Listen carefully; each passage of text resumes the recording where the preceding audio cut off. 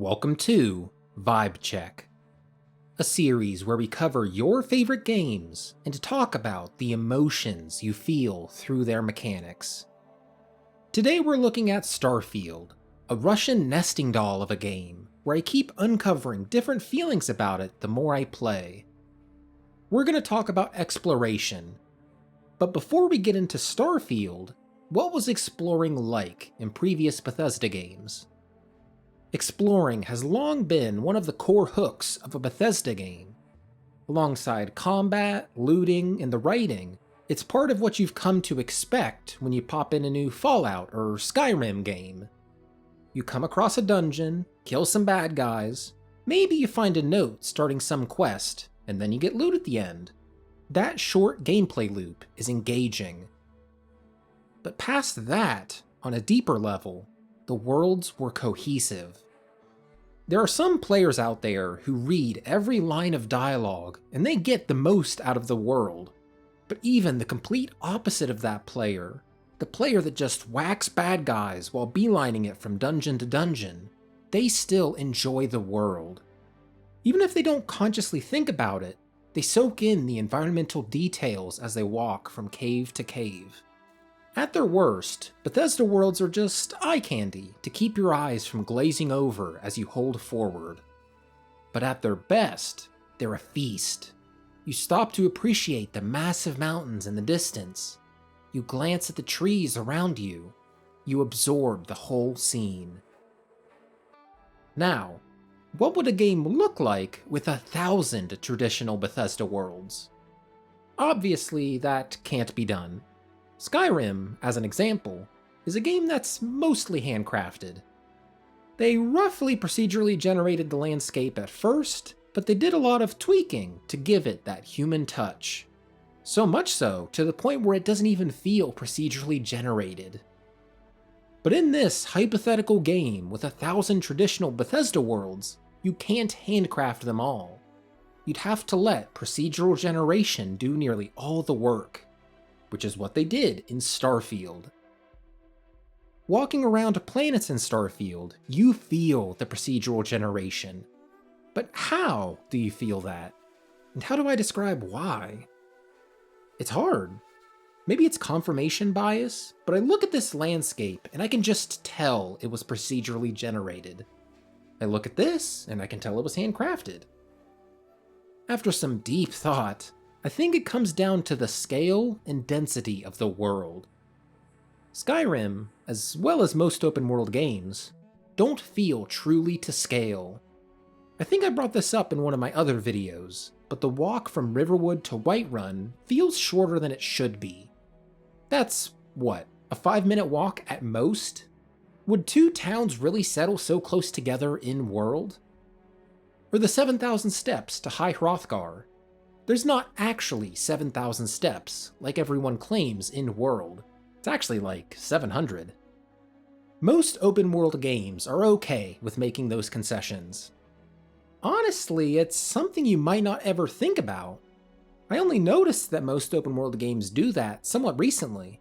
It's just something we've gotten used to over the years, and we don't really question it. Starfield kinda does question that. What if you were exploring an actual whole planet? Well, planets in Starfield aren't actually planet-sized. There's no reason to make a world space that big in a game, and then have 1,000 of them. There would be so many places no player would ever find, so the planets are scaled down a good bit. To what degree, I don't know, but I can safely say they aren't the size of real planets. The point is, their magnitude's bigger than previous Bethesda game worlds. Filling out those planets are a set of handcrafted locations absolutely slathered all over. And those handcrafted locations are reused. A lot. I don't think we've seen anything like this in a Bethesda game. Even back in Daggerfall, dungeon interiors were randomly generated. But in Starfield, you're going to be coming across the same building layouts over and over. Like, almost literally the same layout. I'm kinda on autopilot when clearing dungeons, so I can't say for sure that they're 100% the same. I might might have missed some details that changed, like rooms getting swapped out or paths being blocked, but big picture, it's all the same location. You could probably find a dozen or two of the same exact building type all across one planet in this game. So that's Starfield as it exists. And I'm gonna say something important here. Write this down, it'll be on the test. This type of world design is different from what we're used to seeing in Bethesda games, but it's not inherently bad. It's not inherently bad that planets are so big. It's not inherently bad that they reuse points of interest. It all comes down to expectations and execution. Coming into Starfield, I had expectations. I mean, how could I not? The Skyrim and Fallout games are so similar in a lot of ways. I expected a lot of Bethesda-isms in Starfield, and this game has those in spades. NPC shenanigans, fun character progression, bugs galore, you know, things you just expect from a Bethesda-developed game. They all had a seamless transition into the world of Starfield. Traditional Bethesda exploration, not so much. Part of the fun of exploring a Bethesda game is the spontaneity. You're walking to a quest objective, and a little icon on the compass catches your eye. So you waltz over there and stumble onto a whole other quest. That leads you elsewhere, and maybe you get distracted again. The cycle repeats and repeats. That's how people rack up such long playtimes in these games. It's easy to lose track of the hours as you wander from cave to cave. Starfield doesn't quite succeed in that regard. One of the reasons for that is the loading screens. All of the playable space in Starfield, as a whole, feels disconnected. Not environmentally, but mechanically. In traditional Bethesda fashion, there are a lot of loading screens in this game. Entering and exiting buildings, getting on your ship, flying into space, landing on a planet, all the different forms of fast travel. It just gets exhausting having immersion be shattered when you interact with the hatch on your ship, and the screen fades to black as it places you outside. That might seem like a tiny detail, and honestly it kind of is. But think about how much more connected you'd feel to a planet if you could physically walk from the interior of your ship, down the ramp, and onto the surface. And even beyond that, just the sheer fact that you're exploring multiple planets as opposed to one feels less interesting. In every other Bethesda game, you become familiar with the landscape you play in. The world has a language, and you start to understand it. The mountains of Skyrim become familiar to you as you walk by them dozens or even hundreds of times. You become intimately familiar with the province of Skyrim. Are you intimately familiar with any planet in Starfield? Even planets like Jemison, which I've been to more times than I can count. I only went there for New Atlantis. I don't know anything about the language of the planet. I mean, I see trees, hills, and creatures. I see them, but I don't feel them. I don't feel any planet. I haven't spent enough time with any of them to really become familiar with them. And it feels like Bethesda doesn't want you to. There's 1,000 of these. They want you to see the breadth of the planets, not the depth. I guess it comes down to the fact that planets just aren't cool in Starfield. Don't get me wrong, they're interesting in their own way. I often find myself just stopping when walking to a point of interest and soaking in the landscape. The style and rendering of the environment can be breathtaking at times. But man, they just aren't fun to explore. That's such a weird dichotomy I never thought I'd come across. How can a world be both beautiful, but also not fun to explore? Skyrim was fun to explore. People just naturally felt the calling to go from location to location in that game.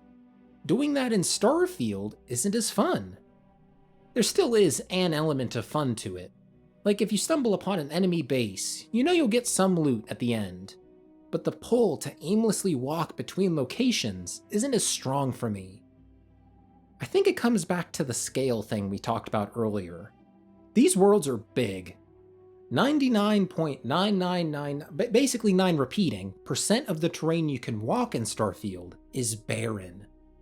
There are locations, but those are tiny drops in the ocean of planetary surfaces. And between those locations is nothing. Yeah, the landscape is pretty, but it just doesn't hit me the same as Skyrim's landscape did, you know? Honestly, I wonder if it's a perspective problem. Like, am I primed to get bored with these environments because I know they're procedurally generated? I feel like that has to play some part at least, because like I said, some of these scenes are beautiful. If you had told me this was handcrafted, I would believe you. But because I know it's not, maybe my brain tricks me into not liking it as much? Regardless of the why, I want to reiterate that a link in the chain is missing. A core pillar of the traditional Bethesda game has been weakened a bit. Exploring as you did in previous games isn't as fun here. But there are methods to get a bit more enjoyment out of it. What I want to focus on are radiant missions. Randomly generated missions have existed in Bethesda games all the way back to the first Skyrim, Arena. But in modern Bethesda games, they never really felt useful. They pretty much existed to give the player a reason to explore the world. But the problem is, the world itself is fun to explore. The player didn't need a quest giver to tell them to go clear a dungeon. They'd do it of their own accord. For me at least, it never felt worth the hassle to go to a quest giver, learn of a dungeon to clear, go do that, and report back. Why do all that for a measly gold reward? I'll just walk to the closest cave and get started on that. As I've established, I don't really feel that pull to go to the next closest cave in Starfield. So I kind of appreciate radiant missions in this game. They give me a reason to clear a dungeon on one of the game's 1,000+ planets. And the monetary reward does feel meaningful, at least compared to how much money I have currently. These missions aren't high art or anything. They're almost always go to this place and do this thing, and you get a reward, as bare bones as can be. But they give you a goal to aim for if you just want to play the game mindlessly and shoot some bad guys. All that I've established up to this point has me wondering, did it have to be this way? Is a procedurally generated landscape for a game like this inherently bad? Could exploration be fun in spite of that? I could whine about there not being enough unique environmental details and locations to make exploring different planets engaging, but at some point, I'm gonna get tired of seeing those details. Any realistic number of unique details that repeat will eventually grate on the player. Hypothetically, let's say there's 20 unique landmarks that can generate on planets. Mining facilities, bandit outposts, towns, just random things you can come across on your journey. The first time you come across one of those, it'll feel really meaningful. But when you find the same exact building on another planet, a bit of the magic wears off. And then, as you see it on a third planet, a fourth, a fifth, the game loses its grip on you. So let's increase the number of unique landmarks to 40. Now you can find abandoned towns, creature dens, robot production facilities, just add more stuff. But as you play more and more, you'll eventually find repeats of those. It's a balancing act of making the right amount of unique landmarks to dot around the planets, but not going over the development budget. Because you can't just make a million different buildings by hand. You're limited by a human workload. There will always be repeating content in games like this. It's just how many types of repeated content there is.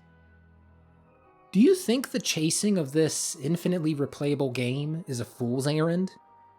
Todd Howard has talked about this as a game that Bethesda will be coming back to for a decade, and he thinks people will be playing it for a very long time. This isn't a game I can see myself playing for a long time. The absolute core of the experience, exploring the galaxy, isn't fun. It's not super engaging to walk the landscape, and it's not super engaging to explore the actual points of interest. At that point, what am I even playing for? I've wanted a game like this for a while. I talked about procedural generation in a future Skyrim game way back in June of last year. I love the idea of having a game where I can live my own little life inside it, taking on menial missions to build capital, creating my own base, finding my own tiny place in a massive world. But would that ever be engaging? Skyrim is as successful as it was because so much of it was handcrafted. Human eyes carefully pored over every line of text, every enemy ready to fight. It all felt like it was created. Starfield's worlds don't feel created, they feel generated. And that'll be a hard feeling to shake for procedurally generated worlds going forward. But you know what? I still have hope. I want to believe that we'll get a game like Daggerfall, but exploration will feel meaningful. Maybe that's nothing more than a pipe dream, but who knows? Maybe Bethesda is going to tinker with the formula some more. Maybe The Elder Scrolls 6 will look a lot more like Starfield than Skyrim. Check out my video talking about Daggerfall and procedural generation from last year to hear my perspective back then. I also kind of talk about my hopes for Starfield in that, so it'll be cool to see how much of that came true. Or watch this random video. It'll be good, I promise. Thanks for watching, and see you next time.